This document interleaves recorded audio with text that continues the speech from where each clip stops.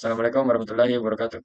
Saya atas nama Muhammad Fakih Musgami dengan NIM 2202 1050 1052 dari kelas Tekom E, Universitas Negeri Makassar, jurusan Teknik Informatika dan Komputer, Prodi Teknik Komputer. Saya akan membuat video tentang solusi penyederhanaan persamaan sederhana dari tabel kebenaran menggunakan peta Karnaugh. Langsung saja, syarat menentukan peta Karnaugh. Yang pertama, cari yang sejajar dan segaris, atau vertikal atau horizontal. Yang kedua, cari yang paling berdekatan. Boleh meminjam variabel yang sudah dipakai. Berikut macam-macam peta Karnaugh. Yang pertama, dua sejajar. Dinamakan dua sejajar karena angka 1 sejajar ke bawah atau sejajar vertikal dan sejajar ke samping atau horizontal. Pada sejajar horizontal, angka 1 meminjam angka 1 dari sejajar vertikal karena boleh meminjam variabel yang sudah dipakai. 4 sejajar, sama dengan 2 sejajar, terdapat 4 sejajar horizontal dan 4 sejajar vertikal. Selanjutnya 2 saling berhubungan. Terdapat dua sejajar vertikal ke bawah yang saling berhubungan dengan 2 sejajar vertikal ke bawah yang ada di samping. Mereka kedua angka 1 ini saling berhubungan karena peta Karnaugh tidak memiliki ujung seperti globe. Yang terakhir, pinggiran. Dinamakan pinggiran karena angka 1 berada di setiap ujung peta Karnaugh. Selanjutnya, aturan penyederhanaan Boolean. Bisa dilihat di bawah ini aturan-aturan penyederhanaan Boolean. Langsung kita lanjut saja. Selanjutnya, kita akan menyederhanakan tabel kebenaran yang ada pada siam OK menggunakan peta Karnaugh dengan metode SOP. Kita bisa lihat pada tabel yang pertama.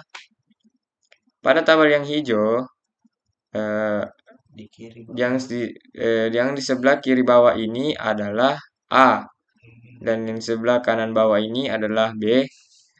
Di kiri atas adalah C, dan di kanan atas adalah D.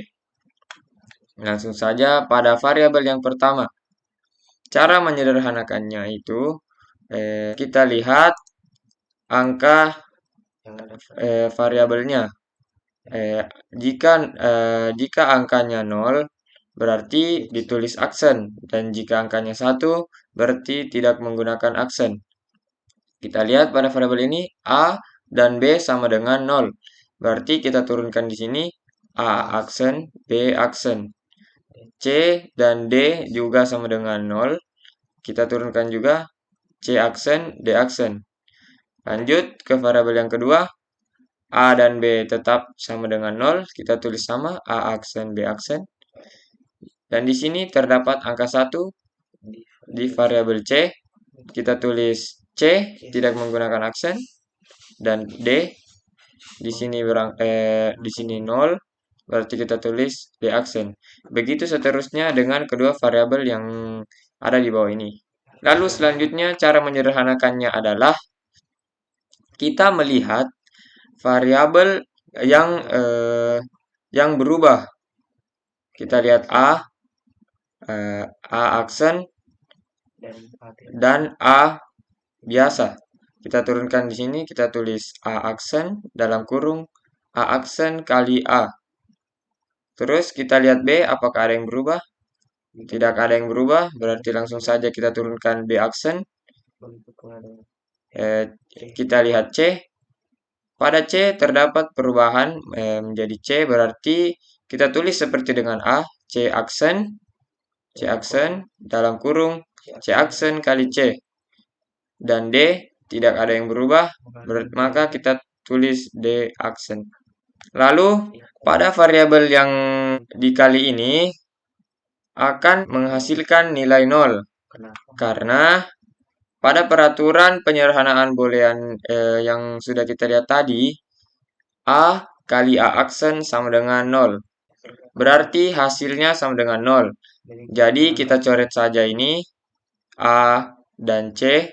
Lalu kita turunkan B aksen dan D aksen. Selanjutnya pada peta karena kotak ini, kita lihat variabel pertamanya. Variabel pertama sama A dan B sama dengan 0, 0. Berarti kita tulis A aksen, B aksen. Lalu kita lihat pada C dan D sama dengan 1. Berarti kita langsung saja tulis C dan D, tidak menggunakan aksen. Lalu selanjutnya yang kedua, kita lihat A dan B-nya sama dengan 0, berarti kita tulis A aksen, B aksen. Lalu pada C terdapat nilai 1, berarti langsung saja kita turunkan C. Dan D sama dengan 0, berarti D aksen. Begitu pula dengan variabel yang di bawahnya. Selanjutnya, langsung kita sederhanakan saja dengan cara seperti tadi. A aksen kita lihat apakah dia ada berubah, ternyata tidak ada. Langsung saja kita turunkan A aksen. Kita lihat dengan B. B terdapat perubahan menjadi B di sini, jadi kita lakukan cara seperti tadi. B aksen dalam kurung B aksen kali B. Lalu selanjutnya C tidak ada yang berubah, langsung saja kita turunkan C. Dan D ada yang berubah, lalu kita turunkan D dalam kurung D aksen kali D. Lalu langsung kita coret saja B dan D, jadi hasilnya sama dengan A aksen C. Selanjutnya yang terakhir ini kita lihat pada variabel pertamanya A dan B sama dengan 1, berarti kita tulis A, B, dan C dan D sama dengan 0, kita tulis C aksen dan D aksen. Selanjutnya pada variabel kedua A, B sama dengan 1, maka kita tulis A, B, C dan D. C ini sama dengan 1, berarti tidak menggunakan aksen, kita tulis C. Dan D sama dengan 0, berarti kita tulis D aksen. Begitu pula kedua variabel yang ada di bawah ini, yang terakhir. Lalu kita lanjut, kita sederhanakan dengan cara yang seperti tadi. A tidak ada perubahan, berarti langsung saja kita tulis A. B terdapat perubahan, berarti kita tulis B dalam kurung B aksen kali B. Lalu kita lihat C juga terdapat perubahan, berarti kita tulis C aksen dalam kurung C aksen kali C. Lalu D tidak ada, berarti langsung kita tulis D aksen. B dan C ini sama dengan 0, langsung saja kita coret ini. Berarti hasilnya adalah A, D aksen. Lalu selanjutnya dengan menyederhanakan dengan metode POS. Pada metode POS ini, variabel yang bernilai aksen itu adalah variabel 1. Dan yang tidak aksen itu adalah 0. Dan yang dicari dalam map Carnot ini adalah angka 0. Berbeda dengan SOP yang tadi, kita mencari variabel satunya. Pada metode POS-nya, kita mencari angka 0-nya. Langsung saja yang pertama, kita menemukan angka 0 vertikal ini, vertikal 4 ke bawah. Variabel A dan B-nya sama dengan 0, berarti tidak menggunakan aksen. Langsung saja kita tulis A, B, C, dan D. Pada D, dapat angka 1, berarti menggunakan aksen. Kita tulis C, D aksen. Selanjutnya pada yang kedua, variabel A sama dengan 0, kita tulis A, B sama dengan B sama dengan 1, berarti kita tulis B aksen. C sama dengan 0, C, dan D sama dengan 1, D aksen. Begitu pula dengan seterusnya kedua variabel ini. Langsung saja kita sederhanakan seperti dengan cara yang tadi. Kita lihat A berubah, kita turunkan A dalam kurung A kali A aksen ditambah. Kenapa kita menggunakan tambah? Karena pada metode POS ini itu adalah penjumlahan di dalam perkalian atau penjumlahan yang dikalikan. Kalau pada metode SOP tadi perkalian yang dijumlahkan. Langsung saja kita lanjut. Kita lihat B-nya. B-nya berubah. Berarti kita turunkan B dalam kurun B aksen kali B. Dan kita lihat C. Kita tambah. Kita lihat C-nya. Tidak ada. Berarti kita turunkan langsung C. Dan D juga tidak ada. Tambah D aksen. Langsung pada di sini kita lihat A dan B ini sama dengan 0. Langsung saja kita coret, ini dihilangkan. Berarti hasilnya adalah C tambah D aksen. Maaf ya, karena di sini saya lupa menambahkan tambah. Selanjutnya terdapat dua sejajar horizontal.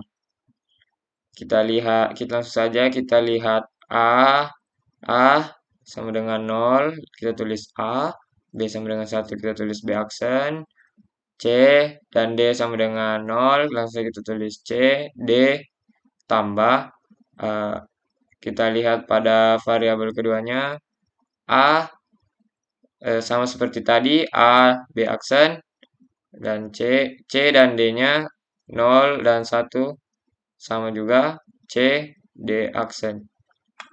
Kita lihat A tidak ada, langsung kita turunkan A, tambah B juga tidak ada yang berubah, tetap B aksen kita turunkan, dan tambah C juga tidak ada, kita turunkan C, tambah pada D terdapat perubahan, jadi kita langsung kalikan D dalam kurung D aksen tambah D, jadi D ini dicoret, hasilnya A tambah B aksen tambah C. Selanjutnya pada tabel yang terakhir, kita lihat yang pertama A dan B bernilai 1, berarti kita tulis A aksen, B aksen, C bernilai 0, kita tulis C, dan D bernilai 1, maka kita tulis D aksen. Kita lihat yang pada variabel keduanya, A dan B sama dengan 1, A aksen, B aksen, C dan D sama dengan 1, kita tulis C aksen dan D aksen. Begitu pula cara yang digunakan untuk kedua variabel setelahnya. Lalu kita sederhanakan. A tidak mengalami perubahan, kita tulis tetap A aksen, ditambah B, terdapat B, jadi kita kalikan B, ini kita kalikan, ditambah C juga terdapat perubahan, C, jadi kita kalikan C aksen kali C, ditambah D tidak ada yang berubah, jadi kita langsung turunkan saja D aksen, maaf. Lalu karena B dan C ini sudah habis, jadi kita hilangkan.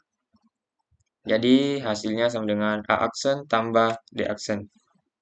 Selanjutnya kita langsung masukkan SOP-nya. Dari hasil yang tadi sudah kita kerjakan pada slide sebelumnya. Pada M1 terdapat B aksen, D aksen, M2 A aksen C, M3 A D aksen. Jadi SOP-nya adalah B aksen, D aksen tambah C aksen C, A aksen C tambah A D aksen. Terus kita lanjutkan pada POS-nya, kita masukkan juga C tambah D aksen, A tambah B aksen tambah C, A aksen tambah D aksen. Jadi POS-nya adalah C tambah D aksen kali A tambah B aksen tambah C dikali A aksen tambah D aksen. Kenapa ini dikali? Karena ini adalah penjumlahan yang dikalikan. Sebaliknya pada SOP itu adalah perkalian yang dijumlahkan. Jadi sekian dari saya. Mohon maaf jika ada salah kata. Terima kasih. Assalamualaikum warahmatullahi wabarakatuh.